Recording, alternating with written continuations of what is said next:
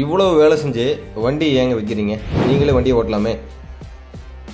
இவ்வளோ கம்மி கிலோமீட்டரில் இவ்வளோ வேலை செய்ய வேண்டிய அவசியம் இருக்கா? இதெல்லாம் ஆக்சிடென்டான வண்டிங்க. ஸோ உண்மையாலுமே உங்களை அந்த வேலையில் செய்கிறாங்களா இல்லை வீடியோக்காக இந்த மாதிரி சொல்கிறாங்களா? ஸோ இந்த மாதிரி சில பேருக்கு சந்தேகம் இருக்குங்க. நம்மளும் எல்லா வீடியோலையும் தரமான வண்டி, தெளிவான வண்டி, இந்த மாதிரி புது பாடி கேபன் போட்டிருக்கோம், 100% வேலை செஞ்சுருக்கேன்னு சொல்கிறோம் எல்லா வீடியோலையும். ஸோ பார்க்குற வியூவர்ஸ் உங்களுக்குலாம் ஒரு சந்தேகம் இருக்கும், உண்மையாலுமே உங்களை வேலை செஞ்சு தான் போடுறாங்களா இல்லை வியாபாரத்துக்காக இந்த மாதிரி சொல்கிறாங்களா அப்படிங்கிறது. ஸோ அந்த சந்தேகத்தை கிளியர் பண்ணுறதுக்காக தாங்க இந்த வீடியோவில் இப்போ நீங்கள் பார்க்கக்கூடிய கண்டிஷன், சேஸ் கண்டிஷனில் இருக்கக்கூடிய வண்டியை எப்படி நாங்கள் ஃபுல் கண்டிஷன் பாடி கேபன் கட்டி தெளிவாக ஃபினிஷிங் கண்டிஷனில் எப்படி நாங்கள் வேலை செய்கிறோம் அப்படிங்கிறத தெளிவாக ஒவ்வொரு ஸ்டெப் பை ஸ்டெப்பாக உங்களுக்கு இந்த வீடியோ ஃபுல்லாக காமிக்க போகிறேங்க. வீடியோ தயவு செஞ்சு ஸ்கிப் பண்ணாமல் பாருங்கள். அப்போ தான் நாங்கள் இந்த தொழில் எந்தளவுக்கு நேசித்து தெளிவாக பொருளை ரெடி பண்ணுறங்கிறது உங்களுக்கு தெரிய வரும். அதே மாதிரி நாங்கள் சொல்கிற விஷயங்களை உண்மையாலுமே செய்கிறோமா இல்லையாங்கிறது உங்களுக்கு விளக்கமாக புரியும். அதே மாதிரி நிறைய பேர் வண்டியோடைய ரேட் சொல்ல மாட்டேங்கிறீங்க, வண்டியோட ரேட் என்னன்னு நிறைய பேர் வீடியோ கீழே கமெண்ட் பண்ணுறீங்க. ஸோ நம்ம வீடியோவில் ரேட்டு தெரிவிக்காததுக்கான காரணம் என்னங்கிறதும் இந்த வீடியோ கடைசியில் சொல்கிறேங்க. அதே மாதிரி நம்ம சேனலை சப்ஸ்கிரைப் பண்ணாமல் பார்த்துருந்தீங்கன்னா மறக்காமல் சப்ஸ்கிரைப் அல்லது ஃபாலோ பண்ணிக்கங்க. அப்போ தான் நம்ம போடக்கூடிய வாகனங்கள்லாம் உடனே உங்களுக்கு தெரிய வரும் நண்பர்களே. ஸோ ஒரு வண்டி நம்மகிட்ட வந்துருச்சுனாங்க, ஃபஸ்ட்டு ஸ்டெப்பு வண்டியை தரவாக அனலைஸ் பண்ணிடுவாங்க. ஒரு வண்டியை 3 பாகமாக பிரிக்கலாம். ஃபஸ்ட்டு அதனுடைய அண்டர் பார்ட்ஸ் கண்டிஷனுங்க, பாடி கேபனு, டயர் கண்டிஷன். ஸோ நம்ம டயரை பொறுத்தவரையில் நம்ம கம்ப்ளீட்டாக எப்பயுமே புது டயர் போட்டுருவோங்க. அந்த வண்டியில் இருக்க டயர் என்ன கண்டிஷன் இருந்தாலும் சரி அதை ரிமூவ் பண்ணிவிட்டு கம்ப்ளீட்டாக புது டயர் போட்டுருவோம். பாடி கேபனுமே 90% புது பாடி கேபன் போட்டுருவோங்க. 3வது அண்டர் பார்ட்ஸ் கண்டிஷனுங்க. ஸோ ஒரு வண்டி நம்மகிட்ட வந்ததுக்கப்புறம் ஃபஸ்ட்டு விஷயம் சேஸை செக் பண்ணிடுவோங்க. 2வது கட்டுப்பன் புஷ் வேலை, 3வது மெக்கானிக்கல் வேலைங்க, 4வது பாடி பில்டர் போகும். பாடி பில்டர் வேலை முடிஞ்சோடனே பெயிண்டருங்க, எலக்ட்ரிஷியன் ஒயரிங், கிளாஸு, ஸ்டிக்கர் ஒர்க்குங்க. ஸ்டிக்கர் ஒர்க் முடிஞ்சோடனே வண்டியை கம்ப்ளீட்டாக ஃபினிஷிங் டச்சப்லாம் பண்ணிவிட்டுங்க வண்டியை ட்ரையல் பார்ப்போம். ஸோ வண்டியில் எங்களுடைய சாட்டிஸ்ஃபேக்டரிக்கு எந்த கம்ப்ளைண்ட்டும் இல்லை, வண்டி தெளிவாக இருக்குன்னு தெரிகிற வரைக்கும் வண்டியை பக்காவாக செக் பண்ணி ட்ரையல் பார்த்துட்டுங்க எங்களுக்கு 100% ஓகே அப்படின்னா தான் வண்டி எங்களுடைய ஆஃபீஸுக்கு வருங்க. ஸோ ஃபஸ்ட்டு வண்டியை சேஸ் பட்டையில் விட்டுங்க. சேஸு தெளிவாக பெண்டு இருக்கா, ஏதாவது கிராக் இருக்கான்னு தெளிவாக எல்லாம் இன்ஸ்பெக்ட் பண்ணி தரவாக வண்டியை தனித்தனியாக பிரிச்சுங்க. சேஸ் எல்லாம் பக்காவாக end to end chassis cross பரெல்லாம் செக் பண்ணி திருப்பி ரீஅசெம்பிள் பண்ணிடுவோம் நண்பர்களே. ஸோ அடுத்தது அப்படியே கட்டுப்பட்டறைக்கு போவோங்க. கட்டுப்பட்டறைக்கு போயிட்டு கட்டு கம்பெனி கட்டாக இருந்தால் 2 பட்டை கம்பல்சரி கொடுத்துருவாங்க. பின்னு, புஷ்ஷு, ஆங்கரு, ஏணி, பெல்கிராம் கை எல்லாமே தனித்தனியாக கழட்டி லேத்தர் கொடுத்து ரீசெட் பண்ணிங்க. என் டு என் தரவாக கட்டுப்பன் புஷ் வேலை கம்ப்ளீட்டாக பார்த்துருவோம். கட்டுப்பன் புஷ் வேலை சேஸ் வேலை முடிஞ்சதுக்கப்புறம் வண்டி நேராக மெக்கானிக்கல் பட்டறை வந்துடுங்க. மெக்கானிக்கல் பட்டறைக்கு வந்தனையும் ஃபஸ்ட்டு ஒர்க்கு ரேடியேட்டர் கழட்டி சர்வீஸ் போயிடும் நண்பர்களே. ரேடியேட்டர் சர்வீஸ் பண்ணதுக்கப்புறம் கம்ப்ளீட்டாக எல்லா வீலையும் கழட்டி ஆக்சில் தனித்தனியாக கழட்டிடுவாங்க. ஆக்சில் நேரடியாக லேத்து பட்டறைக்கு போயிருங்க. Main axial, second axial compulsory உங்களுக்கு பெண்டு செக் பண்ணிடுவாங்க. ஹவுசிங்கும் டம்மியும் அதே மாதிரி பெண்டு கிராக் செக் பண்ணி திருப்பி ரீஅசெம்பிள் பண்ணிடுவாங்க நண்பர்களே. லேத்து பட்டறை இந்த ஒர்க்கு முடிஞ்சனையும் ஹப் கிரீசிங், லைனிங்க. ஹப் கிரீசிங், லைனிங் கம்ப்ளீட்டாக உங்களுக்கு லைனிங் 50 காசு கம்மியாக இருந்ததுன்னா புது லைனிங் அடிச்சிருவாங்க. மற்றபடி எல்லா ஹப்புக்குமே கிரீசிங் புதுசு பண்ணிவிட்டு க்ரௌன் பினியனை இறக்கி செக் பண்ணிடுவாங்க. க்ரௌன் பினியன் இறக்கி தனித்தனியாக பிரிச்சுங்க. க்ரௌன் பினியன் எல்லாம் தெளிவாக இருக்கான்னு பார்த்துட்டு ஸ்பைடர் வீலேருந்து எல்லாமே செக் பண்ணிவிட்டு ரீசெட் பண்ணி மாட்டிடுவாங்க.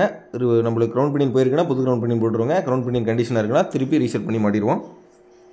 அப்படியே இன்ஜின் சைடு வந்தீங்கன்னா இன்ஜினை குறைஞ்சபட்சம் ஒரு 1/2 மணி நேரம் ஓட விட்டு வண்டியோட ரிங்ஸ் லைனர் கண்டிஷன் தெளிவாக இருக்கான்னு செக் பண்ணிடுவாங்க. ரிங்ஸ் லைனர் கண்டிஷன் வீக்காக இருந்தால் ரிங்ஸ் லைனர் எல்லாம் கம்ப்ளீட்டாக A to Z engine off condition தெளிவாக வேலை செஞ்சுருவாங்க. அதேமாதிரி பம்பு நாசில் மைக்கோட மட்டும் தான் வேலை செய்கிறோம். பம்பு நாசில் கழட்டி மைக்கோ கொடுத்து தரவாக செக் பண்ணி மாட்டிடுவாங்க. பம்பு நாசில் BS3 இருந்தாங்க, எலமெண்ட் வால், டெலிவரி வால், நாசில் டிப் கம்ப்ளீட்டாக புதுசு போட்டுருவோம். அதே மாதிரி BS4 இருந்தால் நாசில் ரீடிங் கரெக்டாக இருந்தால் கம்ப்ளீட்டாக சர்வீஸ் மட்டும் பண்ணி போட்டுருவாங்க. அப்படி இல்லைன்னா நாசிலில் கம்ப்ளீட்டாக புதுசு மாற்றி உங்களுக்கு ரீஅசெம்பிள் பண்ணிடுவோம். ஸோ இன்கேஸ் இன்ஜின் நாங்கள் முன்ன சொன்ன மாதிரி ஆஃப் கண்டிஷன் வேலை செய்கிற மாதிரி இருந்தாங்க கம்ப்ளீட்டாக rings, liner, piston, connector bearing, main bearing A to Z எல்லாம் கம்ப்ளீட்டாக புதுசு போட்டுருவாங்க. அதே மாதிரி ஹெட்டையும் தரவாக சர்வீஸ் பண்ணி போட்டுருவோம். வால்வில் தேய்மானமாக இருந்தால் வால்வில் கம்ப்ளீட்டாக புதுசு போட்டு A to Z தரவாக ஒரு கஸ்டமர் கிட்ட இருந்து வேலை செய்யக்குள்ள என்ன கண்டிஷனில் வேலையாகுமோ தெளிவாக வேலை செஞ்சுருவாங்க. கியர் பாக்ஸு ஆயிலை பிரித்து விட்டு பார்ப்போங்க, பிசர் இருக்கா அப்படின்னு பார்ப்போம். பிசர் இருந்ததுன்னா கியர் பாக்ஸை தனியாக கியர் பாக்ஸ் பட்டறைக்கு போய் தெளிவாக பிரித்து என் டு என் எல்லா கியர் வீலும் செக் பண்ணி திருப்பி ரீஅசெம்பிள் பண்ணி மாட்டிடுவோம். கிளச் பிளேட் லோடிங்கில் கம்பல்சரி கம்ப்ளீட்டாக புதுசு போட்டுருவாங்க. BS4 இருந்தால், BS3 இருந்தால் ஃப்ளைவீல் அசம்பிளி தவிர்த்து கிளச் பிளேட்டு, லோடிங் கல் அசம்பிளி, ஃப்ளைவீல் கல் அசம்பிளி கம்ப்ளீட்டாக புதுசு வந்துருங்க. ஃப்ளைவீல் மட்டும்தான் வண்டியில் உள்ளது நல்லா இருந்ததுன்னா அதே பயன்படுத்துவோம், இல்லைன்னா அதுவும் கம்ப்ளீட்டாக புதுசு போட்டுருவோம். எண்டு பாலுங்க, கீர் ராடு பாலு, கீர் ராட் ஸ்டாரு, இந்த மாதிரி சின்ன விஷயங்களும் மெக்கானிக்கல் வேலை என்னென்ன இருக்கோ A to Z எல்லாமே தரவாக செக் பண்ணி வீல் அலைன்மெண்ட் பார்த்து க்ரீஸ் அடிக்கிற வரைக்கும் என் டு எண்ட் எல்லா வேலையும் செஞ்சுருவாங்க. ஸோ மெக்கானிக்கல் ஒர்க் எல்லாம் முடிஞ்சனையும் எண்டு கடைசியாக ஆயில் சர்வீஸுங்க. Engine oil, gear box oil, crown oil கம்ப்ளீட்டாக புதுசு மாற்றிடுவோம். ஆயில் ஃபில்டர், டீசல் ஃபில்டர் மாற்றிடுவோங்க. டீசல் டேங்க் சர்வீஸ் பண்ணி மாட்டிடுவோம். டீசல் லைன் எல்லாமே அடப்பு செக் பண்ணி கிளியர் பண்ணிடுவாங்க. ஏர் ஃபில்டரும் புதுசு மாற்றிடுவாங்க.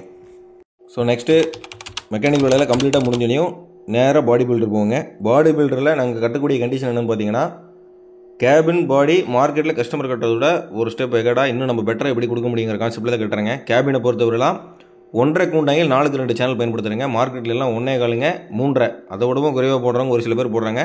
நம்மளுடைய ஸ்டாண்டர்ட் கண்டிஷன் 1.5 கூண்டாங்கில் 4க்கு 2 சேனல் போடணுங்க. அந்த கண்டிஷனில் தான் கட்டுறோம். அதே மாதிரி சக்கை பார்த்தீங்கன்னா கருவல் சக்கை தான் 100% போடணுங்க.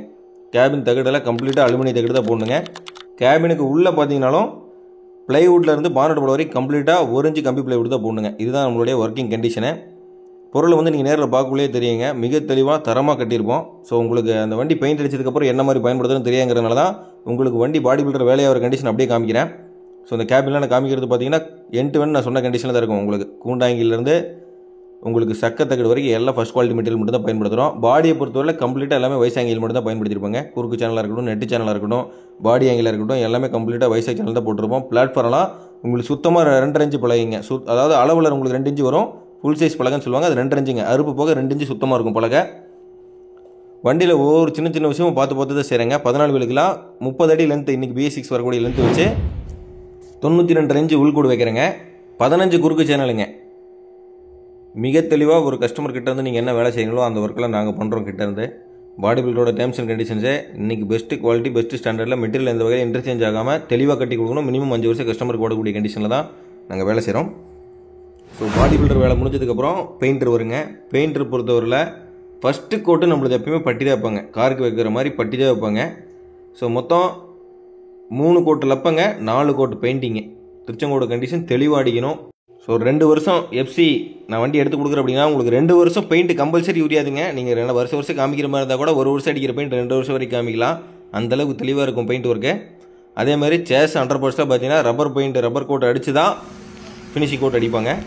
அதுவுமே உங்களுக்கு நான் அந்த வீடியோவில் காமிக்கும்போது உங்களுக்கு தெரியும் பாருங்கள். வெள்ளிங்கிரி கேபினை உங்களுக்கு கேபின் சேஸ் நிற்கும். ஃபஸ்ட்டு ரப்பர் கோட் போட்டிருப்பாங்க, அதுக்கு மேலே தான் ஃபினிஷிங் கோட் அடிப்பார்.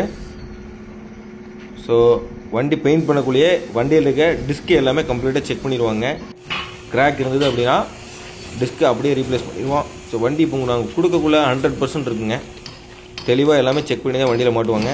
நெக்ஸ்ட்டு பெயிண்ட் பட்டறையிலேருந்து நேரடியாக எலக்ட்ரிஷியன் பட்டறைக்கு போவாங்க. ஒயரிங் எல்லாமே கம்ப்ளீட்டாக புதுசுங்க. வண்டியில் இருக்கக்கூடிய ஒயரிங் ஜாமானோ கம்பெனி ஒயரிங் தவிர மற்ற எல்லாமே கம்ப்ளீட்டாக புதுசு வந்துடும். லைட் ஜாமானது இந்த எல்லாமே வண்டியோட ஒர்க் எல்லாமே நியூ வெஹிக்கிள் கண்டிஷனில் தான் இருக்குங்க. ஸோ ஒயரிங் எலக்ட்ரிஷியன் வேலை முடிஞ்சதுக்கப்புறம் கிளாஸு ஸ்டிக்கருங்க. கிளாஸ் எல்லாம் சேஃப்டி கிளாஸ் தான் பயன்படுத்துகிறோம். கம்ப்ளீட்டாக 4 கிளாஸுமே சேஃப்டி கிளாஸு டிவிஎஸ் ரப்பர் தான் பயன்படுத்துகிறேங்க. ஸோ இந்த ஒர்க் எல்லாமே முடிஞ்சதுக்கப்புறம் ஃபினிஷிங் வேலைங்க. ஃபினிஷிங் வேலை எல்லாமே A to Z ரெடி. வண்டியை ட்ரையல் பார்க்கக்கூடிய கண்டிஷன் வந்துருச்சுன்னா வண்டி எடுத்து நாங்கள் டெஸ்ட் ட்ரைவ் பண்ணுவோங்க. வண்டி எடுத்து ஓட்டி பார்ப்போம். நாங்கள் எக்ஸ்பெக்ட் பண்ணுற பர்ஃபார்மன்ஸ் வண்டியில் இருக்குது. வண்டி பிக்கப்போ போக்கோ வேறு ஏதாவது அப்நார்மல் நாய்ஸ் இது வருதான்னு தரவாக செக் பண்ணிவிட்டுங்க.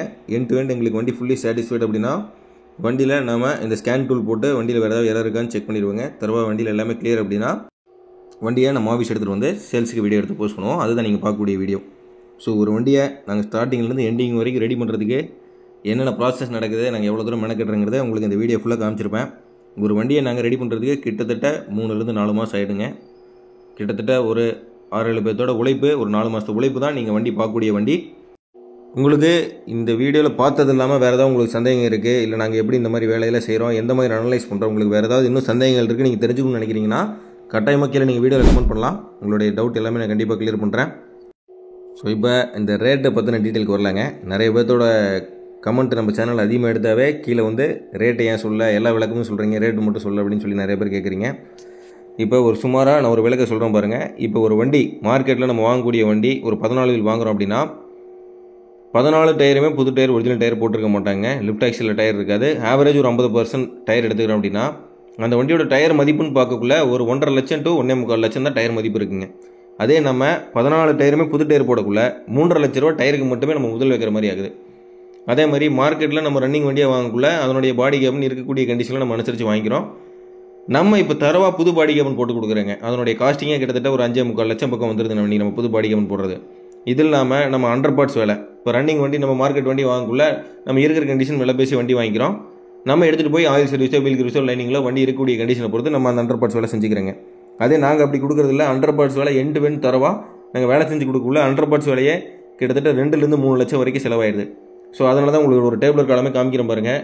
மார்க்கெட் வெஹிக்கிள் இது நம்ம வெஹிக்கிளுங்க. நீங்கள் பார்க்கக்குள்ள கம்பேரிட்டிவாக ஒரு அண்டர் பார்ட்ஸ் வேலை செய்யறதுலேயே உங்களுக்கு ஒரு 3 lakhs நம்ம மார்க்கெட் வெஹிக்கிளோட கம்பேர் பண்ணக்குள்ள நம்மளோட வண்டியில் அடிஷனல் வேல்யூ உங்களுக்கு வந்துடுதுங்க.